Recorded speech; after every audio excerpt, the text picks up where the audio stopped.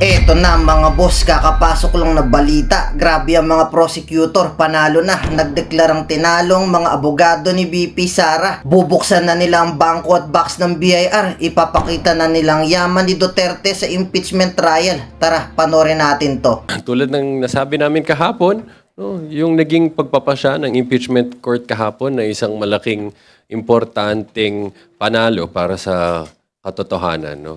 Pinakita nito na sa isang impeachment proceedings, ang katotohanan ay hindi hinuhulaan at mas lalong hindi kinukubli.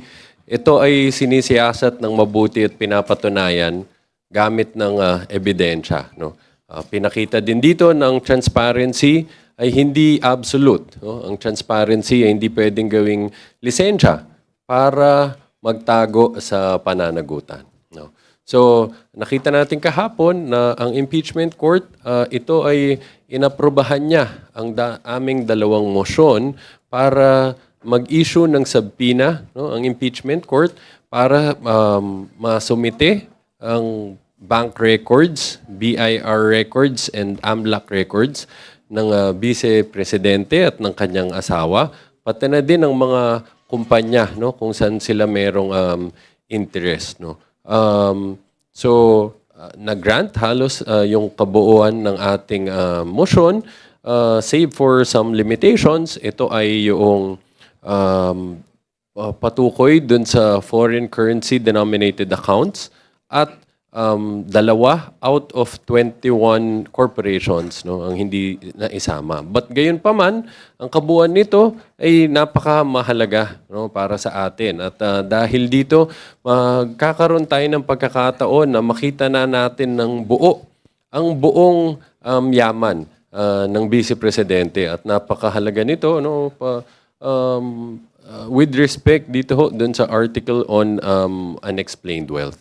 So, with that, I think si Kong Sheljok na naman will walk us through the important arguments that were sustained yesterday in the oral arguments. Magandang umaga po sa atin lahat. Yung nangyari po kahapon sa aming pananaw ay isang big step forward insofar as the prosecution of Article 2 on unexplained wealth is concerned. Pero gusto ko rin bigyan diin na ito ay isang developing story. Hindi pa ito tapos dahil simula pa lang actually ito ng pag-prepare namin for the documents that will be produced on July 30. Tulad ng nabanggit natin kahapon, wala pa po tayo sa punto na admissibility of evidence sa pinag-uusapan. Ang nais lang namin doon sa aming request for subpoena ay madala dito yung mga specified documents. Yung darating po tayo sa issue ng offer of evidence and admissibility of evidence pag nagpe-presenta na ang Article 2 team ng aming ebidensya at testigo on unexplained wealth. So abangan po natin yung mga susunod na kabanata. Marami pa naman mangyayari before we reach unexplained wealth. We will be dealing with, of course, today the threats article, and then tomorrow we start with the confidential funds. Maraming salamat po.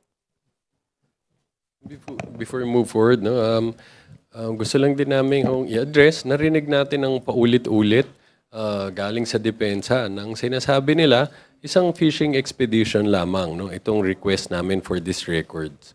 Although dapat matuldakan na itong issue na ito, no, dahil nga hindi ito ay sinangtabi ng impeachment court, no, nung pinayagan ng aming request. Pero kailangan lang ho naming idiin, no, hindi ho to fishing expedition as explained yesterday by Kong Sheljok, no. Maliwanag na hindi ito fishing expedition dahil mula pa lang sa simula, no, tukoy namin ano ang specific na mga accounts na gusto naming makita. No? Kapag ho kasi sinabing fishing expedition, ibig sabihin nito, wala kang basihan, no? At humihingi ka lang sa korte na, for example, tignan natin ang any bank accounts ng isang tao at umaasa ka lang na baka ka merong matalisod na ebidensya na pwede mong gamitin sa tao na yun. Dito napakalayo ho niya nang nangyari dahil alam naman natin, no, magmula dun sa naging testimonya at dokumentong present ng Executive Director ng AMLAC, nakita na ho doon yung financial transactions amounting to 6.7 billion ng Vice Presidente.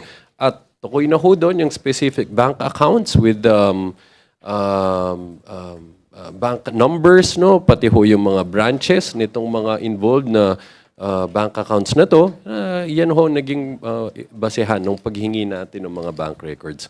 Ngayon naman din ho, no, patungkol naman dun sa grave threats, gusto lang din ho naming sabihin na again, samahan niyo kami, napakinggan natin yung magiging testimonya ni NBI Director Melvin Matibag mamaya. Napakalaga ho nitong testimonya niya.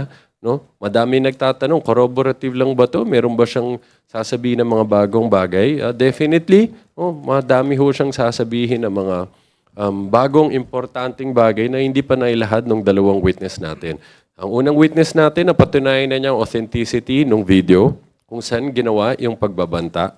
Yung second witness natin, pinakita niya na sa pagsusuri ng mga videos at ng mga statements at interviews ng Vice Presidente bago ginawang pagbabanta, nung araw ginawang pagbabanta at pagkatapos, malinaw ho yung pattern na meron talagang intention na pagbantaan ang buhay ng Presidente. Dito naman ho, papasok mamaya sa magiging salaysay ng NBI Director para pakita niya ano ang naging buong investigasyon ng NBI as an agency paukol sa bagay ho na ito. No? At papakita din niya anong kadahilanan, bakit ito sineryoso, itong pagbabantaan nito ng NBI. So, abangan ho natin ang magiging testimonya niya mamaya. All right, with that, we're now ready to accept questions from our friends. Anne? All right. Dwight? Hello po, good morning po, Kong Chel.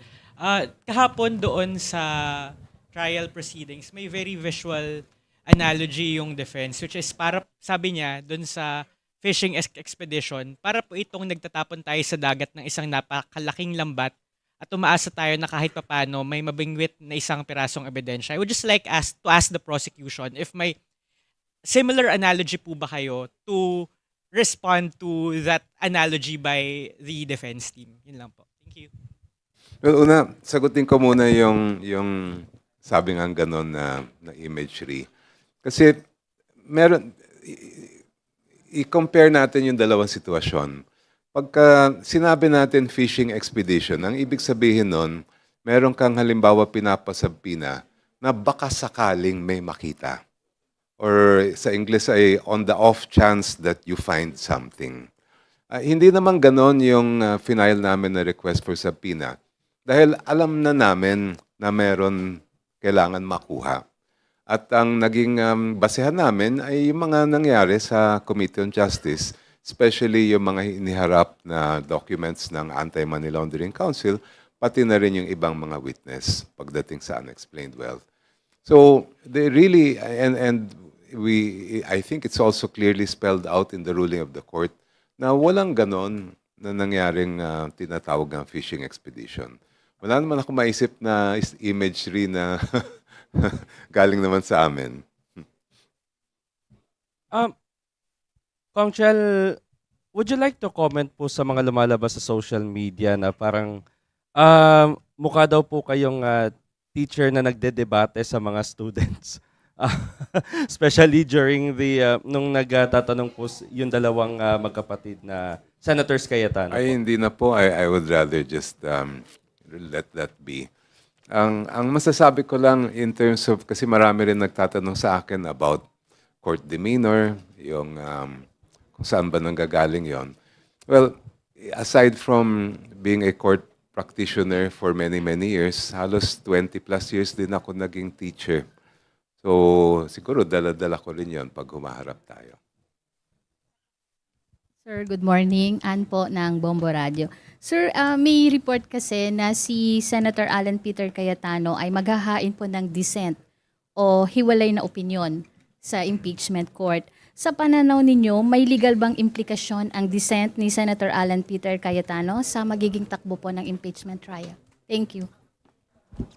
Sa ilalim po ng rules of the Senate for impeachment, talaga naman meron na karapatan mag-file ang isang senator judge kung hindi siya sumasang-ayon doon sa naging pagpapasya ng ating impeachment court. At gusto rin natin makita siyempre yung iba't ibang mga views ng mga ating mga senator judges. We will also look into that pagka na-file na po yan. Tama ho yun, but meron ho siyang karapatan, no? Kung mag-dissent siya, but it will not change the ruling, of course. The ruling will stand. No? Tulad doon ng pinaliwanag kahapon, kapag may pagpapasya about sa mga evidentiary matters, ang presiding judge, pwede ho siya na ang mag-rule dyan, unless may mag-object, no? In which case, pwede ho nilang pagbotohan. But dito naman ho, no? Kung pag-dissent lang, hindi naman ho nito ma-overturn yung ruling. Joy, next. Good morning po. Sir, Prosecutor Jokno, sir, throughout the trial po yesterday, you maintain your calm demeanor, but you speak gravity without theatrics. How do you maintain your legal compass throughout the oral argument, despite the gauntlet to block the opening of the bank and the BIR records? Napakalaking challenge po yon at nakakapagod pala tumayo ng ilang oras. Pero at least masasabi ko meron akong konting karanasan sa pag-argue sa harap ng Supreme Court at ng iba't ibang mga hukuman sa atin. And that probably helps me a lot. Halos 36 years ako nag-practice, babad sa court. Wait lang mga boss, sa lahat ng solid supporter na sumusuporta sa channel na ito, maraming salamat po. Gusto ko lang kayong invite sa bago nating YouTube channel. Nasa comment section yung link ng bago nating YouTube channel. I-click nyo lang yan para makapag-subscribe. Kaya tara, panoorin na ulit natin to. Siguro doon ko nahuhugot yung kailangan natin gawin sa court. Sir, do you think that the impeachment trial of BP Duterte is the global litmus test for the rule of law in the country and the quest for justice, that there is no wide disparity between the rich and the poor, and the democratic rule of check and balance? Malaki at napakahalaga ng proseso ng impeachment dahil yan ay gawa mismo ng ating framers of the Constitution para meron tayong mabilis na mekanismo sa ating mga matataas na opisyal. Kung kailangan mapanagot ay doon kailangan idadaan. Of course, impeachment, the process may not end with impeachment. Maari pa rin na magkaroon ng ibang mga kaso after, but at least we can see that accountability is alive and well pagka buhay na buhay din ang impeachment proceedings. All right. Haji. Good morning po, Attorney. Kahapon ay tanong na rin po, pero what if, although hindi pa naman po sure at pag-uusapan pa nga raw po ng defense team ito kung sila po ba ay magkakaroon ng legal remedies para po questionin or para tutulan yung pagpapasabina po doon sa tax and bank records. But what do you think kung sakali po na sabihin na po natin dumulog po muli sa Supreme Court? Unang-una, syempre, that is within the options available to the defense. But at the same time, we hope that there will be no obstacles to the continuation of the trial. Nagsimula na po yung paglilitis natin. Natapos na tayo sa pre-trial, nakapag-presenta na ang prosecution ng dalawang testigo. At dapat tuloy-tuloy na itong prosesong ito. Now, insofar as the issues are concerned, makikita din natin kung sakasakaling iaakyat yan, kung ano ang gagawin ng ating Supreme Court, especially when it comes to the issue of ano ba talaga yung ibig sabihin ng sole power to try and decide an impeachment case. Na pag-usapan na yan sa ilang kaso sa Supreme Court, sa kaso ng Gutierrez, sa kaso ng Francisco, nadaplisan din siya sa kaso ng Duterte versus House of Representatives. But I do hope that it will become very clear for the future na maging klarong-klaro at malinaw sa lahat yung kapangyarihan ng Senate Impeachment Court on the one hand at yung kapangyarihan ng Supreme Court on the other. Okay. My last question po, if I may translate po no portion of the Facebook post ng kapatid ni VP Sara na si Congressman Pulong Duterte. Kino-question po niya yung constitutional process na ginawa daw po ng House of Representatives na parang ang step 1, impeach po muna, step 2, maghanap daw po ng dokumento or maghanap ng ebidensya. Tapos, yun po, no? May step 3 pa actually. Pero ang pinaka-point po ng post po niya is parang bakit ngayon lang daw po kayo maghahanap ng mga dokumento or magpapasubpina ng mga dokumento gayong may articles of impeachment na at nai-forward na nga po sa Senate Impeachment Court. Ano pong pananaw or komento po ninyo dun sa aligasyon ni Kong Pulong? Thank you po. Well, alam naman natin, napag-usapan din natin kahapon yung issue na yan, yung sinasabi nga nilang fishing expedition. Pero ilagay natin sa tamang konteksto itong pinag-uusapan natin. Noong pumasok yung impeachment complaint sa Committee on Justice, House of Representatives, ang tungkulin ng committee noon ay malaman lang kung merong probable cause. So wala sa trabaho namin na halungkatin ang lahat ng ebidensya na magkaroon mismo ng trial dahil nasa kamay ng Senado yung pagkoconduct ng trial. Kaya mapapansin ninyo, wala pang portion lang actually ng ebidensya ang nakita natin sa Committee on Justice. The time to have evidence presented at syempre para makapagpresenta ng ebidensya, yung panahon para i-subpoena yon ay dito sa loob ng Senate bilang impeachment court. At walang pinagkaiba yung ginawa namin proseso doon sa nailahad na proseso sa ating saligang batas. Kaya kami naniniwala at paulit-ulit namin sinasabi na walang ganun na nangyaring na fishing expedition, wala rin nangyaring mga shortcut o yung sinasabi nilang trial noong nasa House of Representatives ang kaso. Yeah, siguro para din madaling maintindihan ng mga kababayan natin, baka masanay sila doon sa criminal cases, no? Na una yan, bago sumampa sa husgado, dumadaan muna yan sa tinatawag na preliminary investigation, no? Before the fiscal. So tulad ho ng nasabi ni Kong Chel, no? Before the House of Representatives, determination muna ng probable cause yan. Ganon din sa criminal case. Before the prosecutor's office, determination of probable cause. So dyan, hindi pa talaga required at inaasahan na papakita na lahat ng ebidensya. Dahil ang lahat ng ebidensya, lalabas yan during the trial itself. Pag nandun na sa husgado ang kaso, magkakaroon na ng full-blown trial. Ganon din naman dito. So since determination of probable cause ang ginagawa sa House of Representatives, pagsampa sa impeachment court, eto na ho yung full-blown trial, ito na yung tamang venue para hingin at ilabas at sayasatin natin lahat ng ebidensya. Nothing further to add. Sir, good morning. Sir, Katrina Domingo from ABS-CBN News. Sir, it's no secret that Senator Judges Alan Peter Cayetano and Pia Cayetano have been critical of NBI Director Melvin Matibag way before he takes the stand later on today. What changes or adjustments were made during your witness prep to make sure that your witness, or in the event that the Senator Judges become critical when it comes to questioning your witness like this afternoon? Well, I would like to speak for the team that is in charge of the grave threats. So hindi po ako directly involved doon. But I know that they have done all the preparations necessary for the presentation of their evidence. At mamaya, palagi ko, panunuorin natin lahat yan kung paano nga ilalatag ng prosecution ang pagtestigo ni Director Matibag. Jay? So, Katrina, I think what's clear is whatever grievances or issues that they may seem to have, no, against Director Matibag, it appears these matters are completely separate from the issues at hand. No? Kung ano itong magiging laman ng kanyang testimonya, which is again, yung masusing investigasyon na ginawa ng NBI paukol dito sa pagbabantang ginawa ng Vice Presidente laban sa Presidente. So, of course, we respect their right to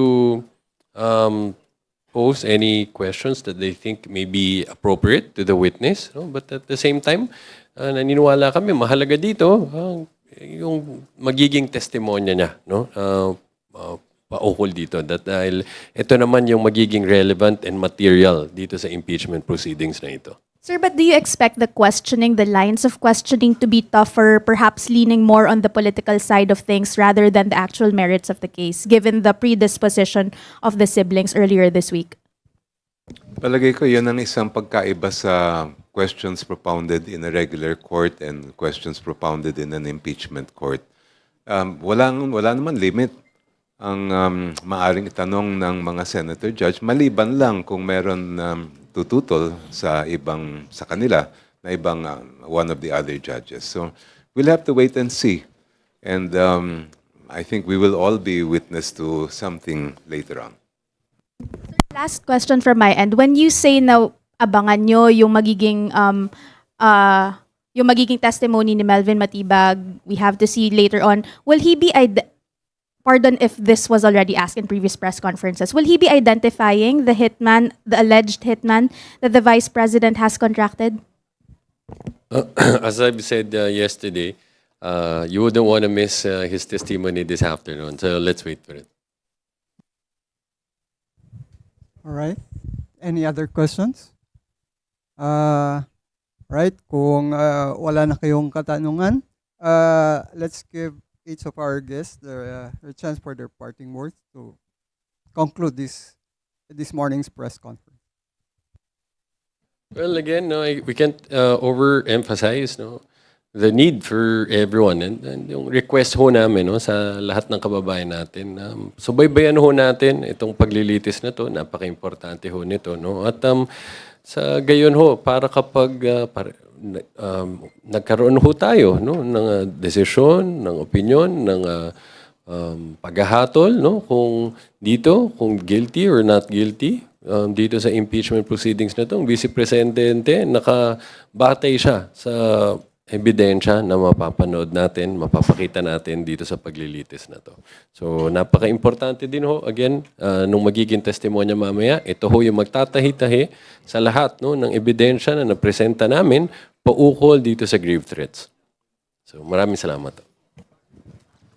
Maraming salamat sa mga kaibigan natin sa media. Ang wish ko sa inyo ay pag natapos itong impeachment trial, magagaling na rin kayo mga lawyer. Thank you. Ngayon, ikaw bilang Pilipino, ano ang masasabi mo at reaksyon sa balitang ito? Mag-iwan ka ng komento mo sa ibaba at ating pong babasahin isa-isa.